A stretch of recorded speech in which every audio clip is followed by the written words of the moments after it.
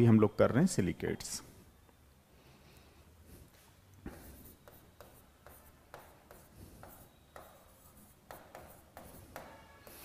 Actually में ये P block element है और ज़्यादातर जो है कार्बन फैमिली में जैसे सिलिकेट्स आता है उसी का है ना, एनसीईआरटी का व्यू लास्ट में।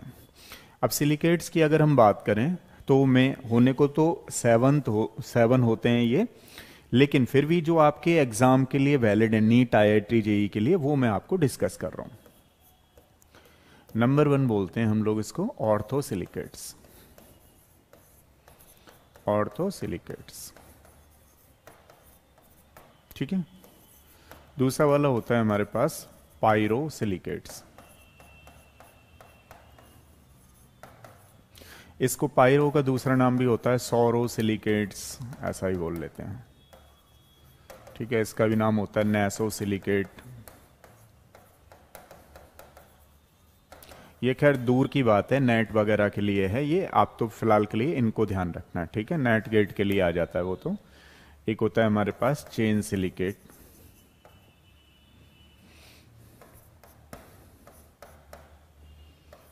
चेन सिलिकेट, ठीक है। तो अगर हम बात करें सिलिकेट्स की तो मेनली देखें तो पहले 1 बाय 1 करके करते हैं। ऑर्थोसिलिकेट्स या 3 डायमेंशनल सिलिकेट्स भी बोलते हुए, फोर्थ वाला 3D सिलिकेट्स, 3 डायमेंशनल सिलिकेट्स, ठीक है, ये चीज है। अब अगर मैं आपसे पूछूं ऑर्थोसिलिकेट्स, नंबर 1 इज ऑर्थोसिलिकेट्स। अच्छा एक और ले लेते हैं, 5th वाला और ले लेते हैं, ठीक है ना। 5 करा देते हैं आपको। नंबर 1 साइक्लिक, इसमें ऐड कर लेते हैं साइक्लिक सिलिकेट्स। एक और ऐड कर लेते हैं 3 डायमेंशनल सिलिकेट्स, ठीक है। अब इतने से ही आपके एग्जाम में काम चल जाएगा मतलब क्वेश्चन हो जाएगा, ठीक है। तो orthosilicates, pyrosilicates, chain silicates, cyclic silicates and 3 dimensional silicates क्या होती हैं 1 बाय 1 करके हम लोग देख लेते हैं, ठीक है। 10 मिनट्स का टॉपिक है, एकदम क्लियर है होना चाहिए आपको। ऑर्थोसिलिकेट्स की बात कर रहे हैं यहां पे। Number 1 is orthosilicates. देखिए ऑर्थोसिलिकेट्स को बेसिक यूनिट ऑफ सिलिकेट्स भी बोला जाता है, ध्यान रखना। This is also known as the basic unit of silicates. जो बेसिक यूनिट ऑफ सिलिकेट्स होता है मतलब लाइक दिस, ठीक है। ये इसके एग्जाम्पल हैं। बेसिक यूनिट ऑफ सिलिकेट्स मतलब फॉर्मूला ये होता है, जिसको आप लोग ऑर्थोसिलिकेट्स बोल रहे हो उसको बेसिक यूनिट ऑफ सिलिकेट्स भी बोलते हैं, लाइक दिस, ठीक है। इसमें होता क्या है बेसिकली कि सिलिकॉन जो है वो मिडिल में होता है, और जो ऑक्सीजन है, ऑक्सीजन एटम जो है सिलिकॉन के सराउंडिंग में 4 ऑक्सीजन एटम रहते हैं, जिसको हम लोग एक टेट्राहेड्रॉन फैशन बोलते हैं या टेट्राहेड्रॉन यूनिट बोलते हैं। यानी कि जब हम लोग बेसिक यूनिट ऑफ सिलिकेट्स की बात करेंगे तो इस तरीके से टेट्राहेड्रल यूनिट बनेगा, ठीक है। अब कई बार इसमें होता क्या है कि जो नेगेटिव चार्ज है वो पॉजिटिव चार्ज से न्यूट्रलाइज किया जाता है, ठीक है ना। यहां पे अगर हम लोग देखें तो इसके एग्जाम्पल कौन कौन से हो सकते हैं। ये जरूरी नहीं कि आप देखो कि अच्छा 4 माइनस ही आएगा तभी इसके एग्जाम्पल दोगे, नहीं। जैसे मान लीजिए अगर ये 2 भी आता है ना, ध्यान रखना, तो भी इसके एग्जाम्पल हो जाएंगे। जैसे कि एक नीट में आया हुआ है क्वेश्चन, क्या ये कौन सा सिलिकेट्स होगा, तो ध्यान रखिएगा ये जो है Mg2 वाला मान लीजिए -4 या फिर -2 भी हो सकता है। अगर इसको हटाएंगे हम लोग तो -2 आएगा। फिलहाल ये इसके एग्जाम्पल्स होंगे, ठीक है। जैसे आयरन हो गया, जिंक हो गया, इस तरीके के एग्जाम्पल्स।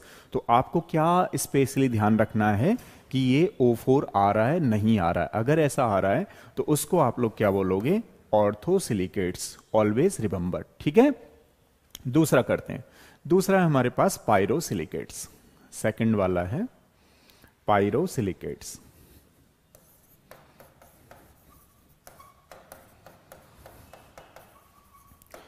अगर हम पायरोसिलिकेट्स की बात करेंगे तो ध्यान रखना इसमें होता क्या है बेसिकली कि एक ऑक्सीजन यूनिट दोनों ऑक्सीजन यूनिट को आपस में टेट्राहेड्रन यूनिट को कनेक्ट करती है, ठीक है, उसको बोलते हैं हम लोग पायरोसिलिकेट्स। इसका जो जनरल फॉर्मूला होता है वो होता है हमारे पास Si2O7-6। This is the general formula of pyrosilicates. Pyrosilicates जैसा कि अभी मैंने आपको बताया कि इसको सौरोसिलिकेट्स के नाम से और भी जानते हैं, ठीक है। अब इसमें क्या होता है, डबल टेट्राहेड्रल यूनिट होती हैं। डबल टेट्राहेड्रल यूनिट कैसे होती हैं, जैसे फॉर एग्जांपल लाइक दिस,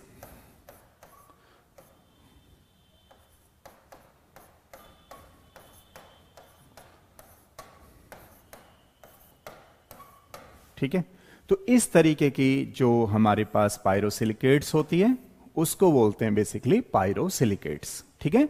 हमने क्या देखा कि जो ये ऑक्सीजन एटम है दो सल्फेट यूनिट को आपस में कनेक्ट करता हुआ मिल रहा है ना, और ये जो दो टेट्राहेड्रल यूनिट हैं, दो टेट्राहेड्रल यूनिट एक हमारे ऑक्सीजन से कनेक्टेड है, इसको क्या बोलते हैं हम लोग, पायरोसिलिकेट्स, ठीक है।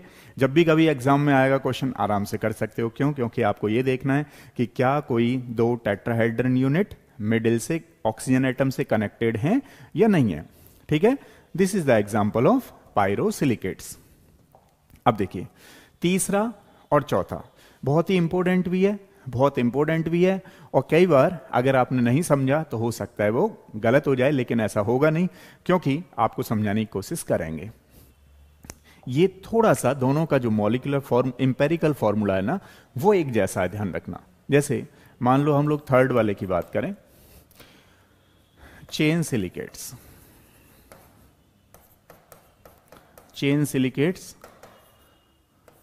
ठीक है, और जो साइक्लिक सिलिकेट्स होती है उसका दूसरा नाम होता है रिंग सिलिकेट्स, ठीक है, ध्यान रखिएगा। अब चेन का और रिंग का लगभग एक जैसा फॉर्मूला है, जैसे फॉर एग्जांपल के लिए SiO3 होल n -2n। अब क्योंकि मैं चाहता हूं इन दोनों को एक साथ आपको समझाना, तो यहां ले लेता हूं 4 वाला साइक्लिक सिलिकेट्स।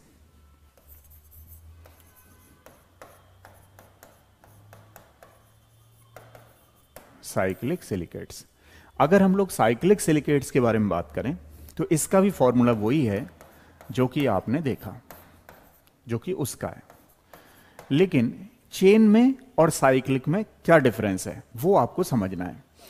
अब जो चेन सिलिकेट्स होगी उसमें जो 3 मेंबर्ड रिंग बनती जाएगी, 3 मेंबर्ड रिंग बनती जाएगी, वो लीनियर वे में जुड़ती जाएगी, ध्यान रखना। तो यहां पर एक लीनियर शेप बनती जाती है, ठीक है, आपस में कनेक्टेड होंगे मॉलिक्यूल्स। अब यहां पे जो बनेगा, यहां पे आपकी स्ट्रक्चर साइक्लिक होगी और साइक्लिक के साथ साथ रिंग बनेगी, ये आपको ध्यान रखना, रिंग बनेगी, ठीक है। जैसे आपने देखा भी होगा कि बहुत सारी रिंग, हालांकि एक थोड़ा सा आइडिया देना चाह रहा हूं मैं आप लोगों को, जैसे ये बन गई, ठीक है, फिर एक रिंग बनी, तो ये रिंग में कनेक्टेड होंगी बेसिकली, समझ रहे हो आप लोग, मतलब काफी सारी कॉम्प्लिकेटेड टाइप की रिंग होगी, ठीक है। जबकि इसमें क्या होगा, इसमें लीनियर में चलता रहेगा, ये लीनियर में चलता रहेगा, ठीक है, ये लीनियर में चलता रहेगा, कुछ इस तरीके से होंगे, ठीक है। तो ये जो है चेन सिलिकेट्स और साइक्लिक सिलिकेट्स का इंपेरिकल फॉर्मूला तो एक जैसा है दोनों का, बट आपको कैसे ध्यान रखना है, मान लो बहुत सारी रिंग बनी हुई आए तो बहुत सारी रिंग में आपने लगाना है कि साइक्लिक सिलिकेट्स होगी, बट अगर ये चेन लीनियर आए, लीनियर चलते रहेंगे, लीनियर चलते रहेंगे, तो जो एग्जाम्पल है वो किसका होगा, बेसिकली चेन सिलिकेट्स का होगा, ठीक है। नेक्स्ट देखें अगर हम लोग 3 डायमेंशनल सिलिकेट्स, तो 3D सिलिकेट्स किसको बोलते हैं, इस वाले को। 3 डायमेंशनल सिलिकेट्स जो होती है वो सिलिकॉन डाइऑक्साइड को ही बोलते हैं, ठीक है, ये इस तरीके से है। अब अगर हम बात करें SiO2 की, तो SiO2 में इसकी दो फॉर्म होती हैं, ध्यान रखना। एक क्रिस्टलाइन फॉर्म होती है, एक एमोर्फस होती है। फर्स्ट, ठीक है। जो क्रिस्टलाइन की अगर हम बात करेंगे तो क्रिस्टलाइन हमारे पास 3 होती हैं, जिसको हम बोलते हैं क्वार्ट्ज, जिसको हम बोलते हैं ट्रेमाइडाइट, क्रिस्टोबलाइट, क्रिस्टोबलाइट, ठीक है। इसकी जो एमोर्फस फॉर्म होती है कैसिल घुर होती है, ठीक है। ये ध्यान रखेंगे। अब जैसे अगर हम लोग बात करें feldspar, for examples feldspar, zeolites are the example of 3D silicates, ठीक है। Feldspar, zeolites are the example of 3 dimensional silicates. एक चीज और कि जो फील्ड स्पार है ये भी एल्यूमिनो सिलिकेट्स होते हैं, और जियोलाइट्स तो आप लोग जानते ही हो, ऑलरेडी एल्यूमिनो सिलिकेट्स होते हैं, ठीक है। एक और चीज कि जो SI यूनिट है, SiO4 unit is replaced by, किससे रिप्लेस की जा सकती है? AlO5, ठीक है ना। ये बात आपको ध्यान रखनी है, इससे यूनिट से रिप्लेस की जा सकती है। अच्छा चलो, रिप्लेस वाली बात अभी हटा देते हैं, क्योंकि किसी दिन कराएंगे क्वेश्चन तब समझाएंगे। अभी एक कॉन्सेप्ट और नया हो जाएगा, वो अभी डालना नहीं चाह रहे। फिलहाल आप देखिए कि अगर आपके एग्जाम में आए फील्ड स्पार क्या है, तो फील्ड स्पार भी एल्यूमिनियम सिलिकेट्स होता है, ठीक है। ऐसे जियोलाइट्स है। अब जैसे हम बात करें एमोर्फस की, तो ये एमोर्फस कैसल घुर होता है, जो कि प्लांट के फिल्ट्रेशन में काम में लाया जाता है। लेकिन इनको जो बोल रहे हैं हम लोग, कौन सा बोल रहे हैं बताओ? 3D सिलिकेट्स के नाम से जानते हैं। एक चीज और छोटी सी समझाता हूं, है ना। हो सकता है उसके लिए डिटेल में वीडियो बनाएंगे, वो बात अलग है, लेकिन थोड़ा सा समझ लीजिए। एक सिलिकॉन्स, 1 मिनट का टॉपिक है। सिलिकॉन्स का कुछ बच्चे सोचते हैं अच्छा सिलिकॉन ऐसा ही बोलना है। सिलिकॉन्स का जो बेसिक फॉर्मूला होता है वो होता है SiO, और ये एक पॉलीमर्स है तो SiON, ठीक है। तो अब ये बनता कैसे है? बेसिकली एल्काइल, एराइल, हैलाइड से बनता है ये कॉपर पाउडर की प्रेजेंस में। कॉपर पाउडर यहां पर एज ए कैटलिस्ट काम करता है। 570 केल्विन टेम्परेचर यूज किया जाता है इसमें, तब जाकर के बनता है। अगर उसका हम हाइड्रोलिसिस कराते हैं तो हमारे पास सिलिकॉन्स का फॉर्मेशन होता है। तो जैसे फॉर एग्जांपल ये कई टाइप की सिलिकॉन्स है। R2 SiCl2, दूसरा होता है हमारे पास R3 SiCl4, तीसरा वाला होता है हमारे पास